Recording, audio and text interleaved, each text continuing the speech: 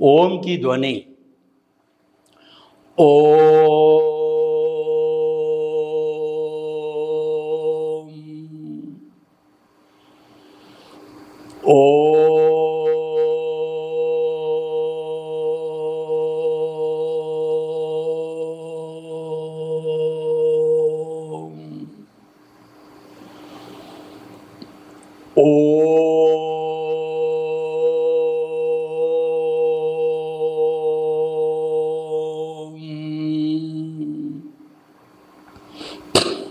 अरम की ध्वनि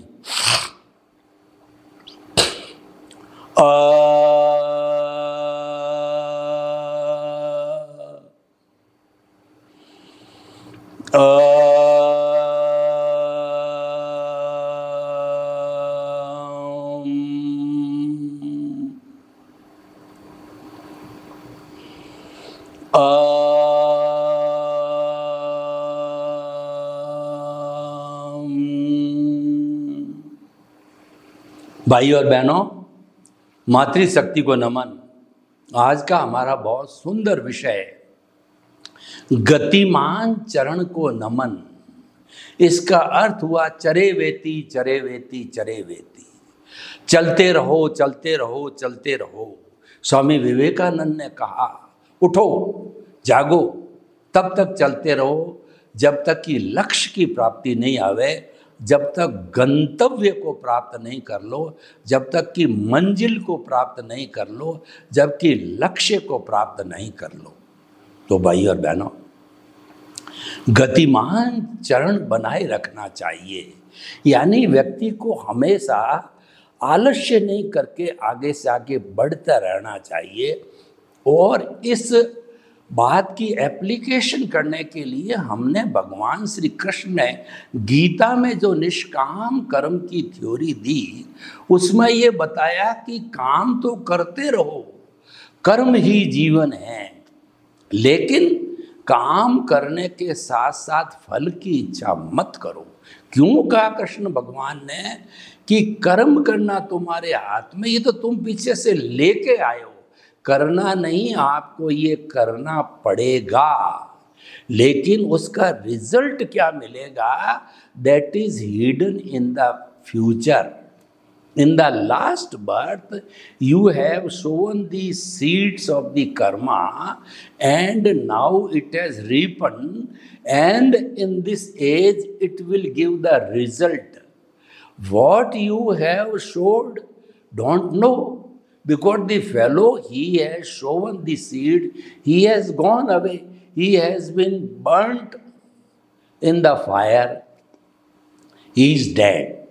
सो कहने का अर्थ ये है, सही कहा भगवान ने कि फल की इच्छा मत करो, क्योंकि आपने काम प्रारंभ करते ये सोच लिया कि मेरा ये काम होना चाहिए। बच्चा स्टूडियस है, मान लिया, पढ़ता है, लिखता है, खूब मेहनत करता है, अच्छा रिजल्ट ला रहा है, लेकिन फाइनल एग्जाम के अंदर वो सोचता है कि मेरी फर्स्ट पोजीशन स्कूल में आनी चाहिए और स्टेट में आना चाहिए, मेरिट में मैं फर्स्ट आऊँ। यह कैसे पॉसिबल है? आ जावे तो अच्छी बात है, और नहीं आ पावे तो उस आदमी डिसअपॉइंट नहीं होता है, उसको दुख नहीं होता, उसको कष्ट नहीं होता, वो डिप्रेशन में नहीं जाता है। तो भाई और बहनों, हम आपको बताना चाहते हैं कि गतिमान चरण को नमन का अर्थ है जो चलता है उसको नमन है। चलने का अर्थ ये जो उद्यम करता है, जो पुरुषार्थ करता है, उसको नमन है। लेकिन पुरुषार्थ का अगर वो रिजल्ट की भावना रखता है तो ये गलत है, क्योंकि इस जन्म में जो कुछ भी होता है वो पिछले जन्म की फिल्म के अनुसार होता है, पिछले जन्म की स्क्रिप्ट के अनुसार होता है, पिछले जन्म की मन वचन काया की बैटरियाँ जैसी चार्ज की है, उसी के अनुसार उदय और प्रारब्ध के रूप में हमको मिलता है।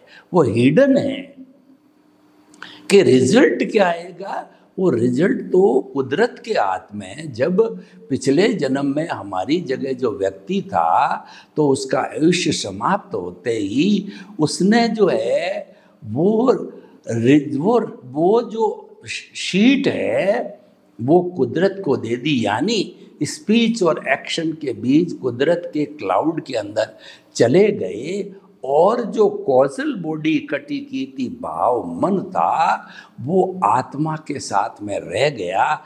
तो आत्मा उस भाव मन को, जिसको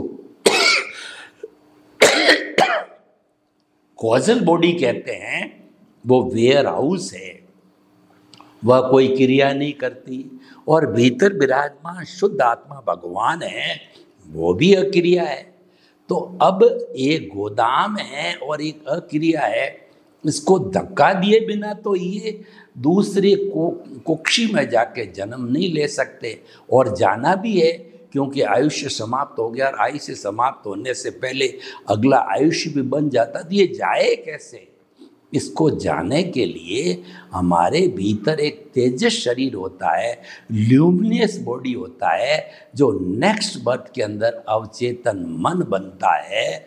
और वही संसार की सबसे बड़ी फैक्ट्री है, वही गतिमान होता है, वो इसको धक्का देता है दोनों का। तो तीनों मिलके अंतराल गति करके 1 या 4 समय में, अगर एक मान लीजिए मनुष्य है और अगला मनुष्य में इसको जन्म लेना है, तो एक जो है वो समय लगाएगा। और मनुष्य के बाद के अंदर देव गति में जन्म लेना है तो अच्छी गति 2 समय लगाएगा। और तीसरी बुरी गति तिर्यंज गति में लेना है तो 3 समय लगाएगा। और नारकी में जन्म लेना तो 4 समय लगाएगा। यानी ये तीनों मिलके अधिक मिनिमम 1 समय, अधिकतम 4 समय। इसका मतलब क्या है कि नेग्लिजिबल टाइम। जब हम पलक झपते हैं तो असंख्य समय चले जाते हैं, नेग्लिजिबल टाइम में वो जाकर के जन्म ले लेता है।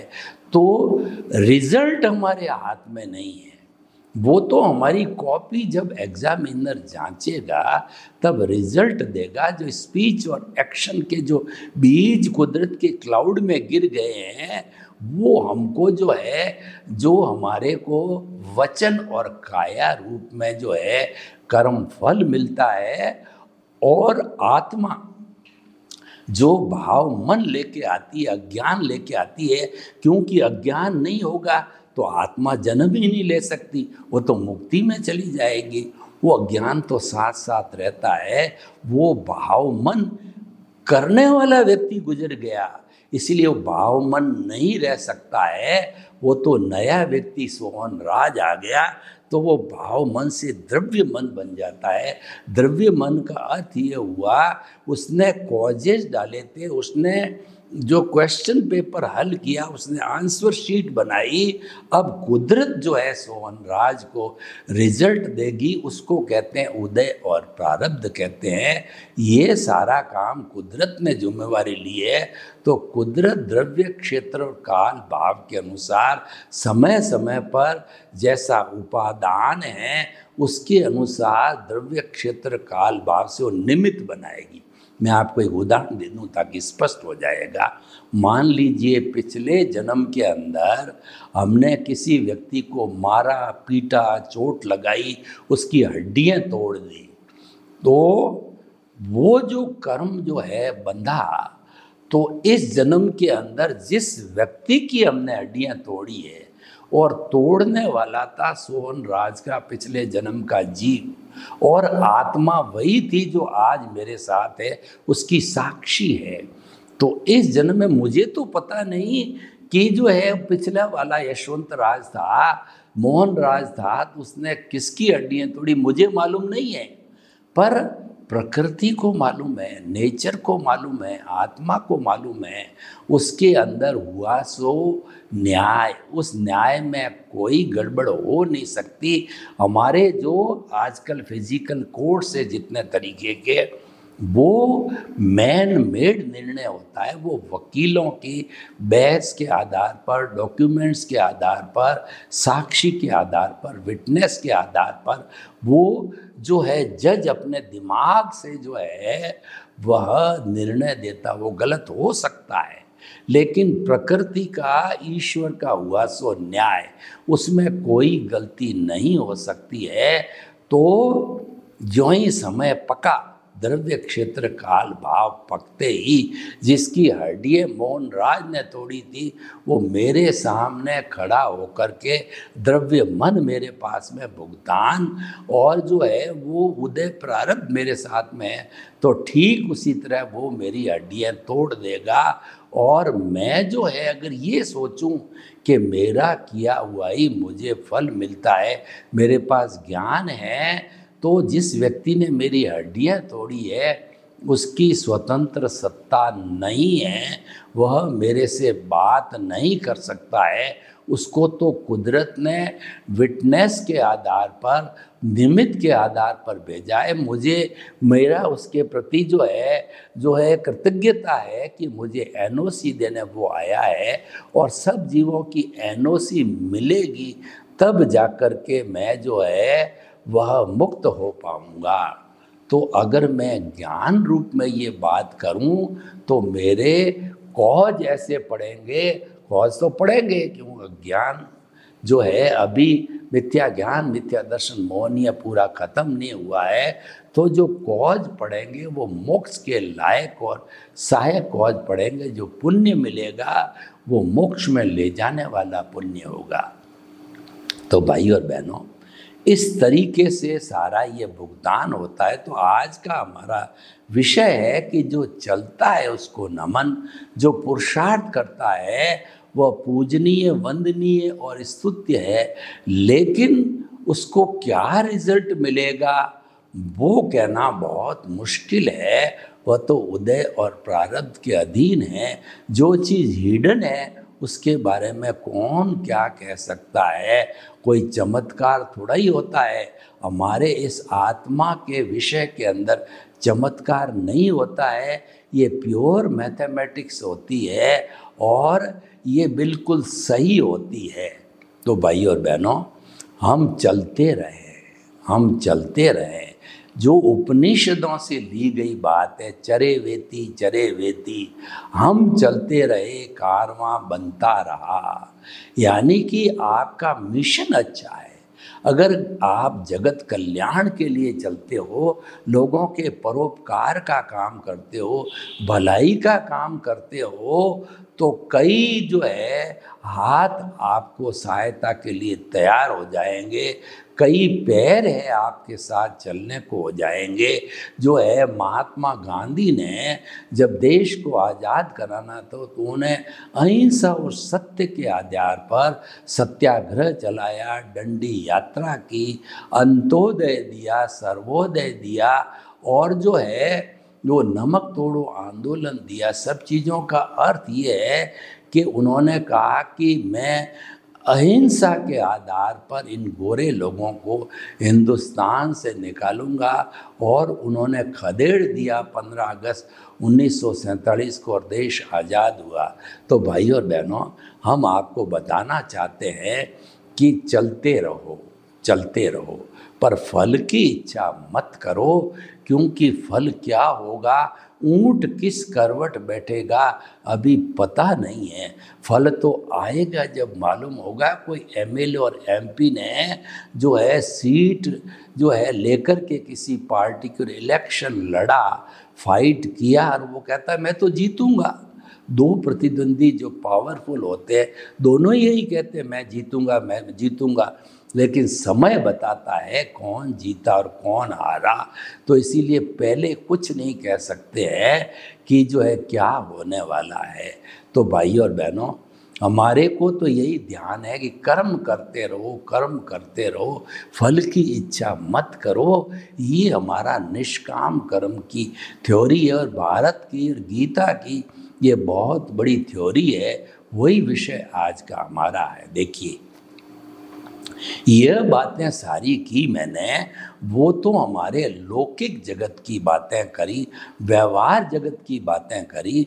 अगर इस मैटर को मैं जो है भीतर जो प्रभु विराजमान है, भीतर का जो जगत है, प्रभु का जगत है, उसके अंदर इस फॉर्मूले को रखूं, तो मैं बताना चाहता हूं कि रियल पुरुषार्थ करते रहो, रियल पुरुषार्थ करते रहो, एक दिन शाश्वत सुख अवश्य मिलेगा। और नहीं मिलेगा तो इस जन्म में आपको शाश्वत सुख की नींव लग जाएगी, और आने वाले जन्मों में आपको शाश्वत सुख जो है अपने आप मिल जाएगा। आप सिद्ध बुद्ध और मुक्त बन जाओगे, और आप सिद्ध शिला में विराजमान होकर के शाश्वत सुख को प्राप्त करके स्वयं ईश्वर बन करके लीन हो जाओगे। और फिर इस जन्म मरण का चक्कर जो मुख्य दुख का कारण है, ये जो है भुगतने के लिए 84 लाख जीवा योनि में नहीं भटकोगे। सबसे बड़ा दुख का कारण है अज्ञान, और सबसे बड़ा अज्ञान है बार बार जन्मना और मृत्यु को प्राप्त होना। तो भाई और बहनों, भीतरी जगत की बात करें, जो चलता उसको नमन है। इसका अर्थ ये हुआ कि जो रियल पुरुषार्थ करता है वो वंदनीय है, स्तुत्य है, और वो जो है आदरणीय है। रियल पुरुषार्थ क्या है और रिलेटिव पुरुषार्थ क्या है? बिल्कुल ले मैन की मैं बात करूं, जो कि आदिवासी व्यक्ति है, जो ज़्यादा धर्म कर्म को नहीं समझता है, तो मैं बात कहता हूं कि अगर आप भीतर विराजमान प्रभु, आपका परम पिता परमेश्वर, आपकी आत्मा, जिसके जो है वो जो कहना चाहिए ताकत से आप बोल रहे हो, खा रहे हो, पी रहे हो, उठ रहे हो, बैठ रहे हो, दौड़ रहे हो, और मन वचन काया की सारी क्रिया कर रहे हो, उस प्रभु के पाड़े में रहो, उस प्रभु को कभी मत भूलो। यानी चेतन शाश्वत तत्व आत्मा है, उसके अतिरिक्त समस्त ब्रह्मांड के अंदर जड़ तत्व है, वो नाशवान है। उसके पाले में रहोगे तो देहाध्यास कहलाएगा, और आप जन्म जन्मांतर तक 84 लाख जीवा योनि में घूमते आए और घूमते रहोगे। अगर आपको शाश्वत सुख की नींव लगानी है, शाश्वत सुख का प्राप्त करना है, तो आपको प्रभु से संपर्क करना पड़ेगा।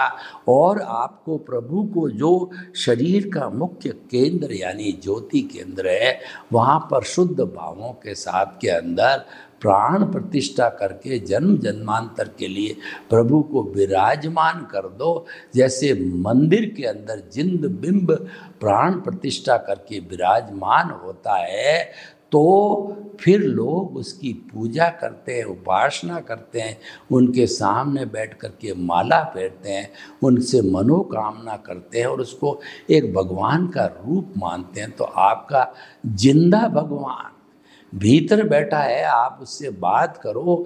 भीतर आप और आपका प्रभु है, फिर कोई परिंदा भी पर नहीं मार सकता। आपकी कितनी प्रिय पत्नी क्यों नहीं हो, वो आपके भीतर की जगत के अंदर वह एंट्री नहीं ले सकती है, क्योंकि वहाँ पर केवल आप और आपके प्रभु है। आपके प्रभु का चिंतन करो, हरि अनंत, हरि कथा अनंत, प्रभु के गुणों की भजना करो कि आप अनंत ज्ञान, अनंत दर्शन, अनंत शक्ति, अनंत सुख का धाम हो। आप अजन्मा हो, आप टंकोत किरण हो, और मेरी आत्मा न किसी को रोकती है, न किसी से रुकती है, और वह तो अव्याबाद है। न वो जलती है, न मरती है, न कटती है, न उसके शरीर है, वो अशरीरी है। तो वो क्या है? वो सच्चिदानंद है। ये आप भजना करो, सच्चिदानंद सच्चिदानंद सच्चिदानंद। मैं शुद्ध आत्मा हूँ, मैं शुद्ध आत्मा हूँ, मैं शुद्ध आत्मा हूँ, मन वचन काया से मुक्त, ऐसा मैं शुद्ध आत्मा हूँ। मन वचन काया से मुक्त, ऐसा मैं शुद्ध आत्मा हूँ। मन वचन काया से मुक्त, ऐसा शुद्ध आत्मा हूँ। और सम्यक तप करना चाहते हो तो मन वचन काया कुदरती रचना, मन वचन काया कुदरती रचना, मन वचन काया कुदरती रचना, मन वचन काया कुदरती रचना से मुक्त, ऐसा मैं शुद्ध आत्मा हूँ। सम्यक तप है। जब आपका सम्यक तप पक जाएगा, जब आपका सम्यक तप 100 डिग्री पर चला जाएगा, तो आपको सम्यक चारित्र की प्राप्ति होगी। सम्यक चारित्र का अर्थ होता है आपको आत्मा की प्राप्ति होगी, आपको स्पष्ट वेदन होगा।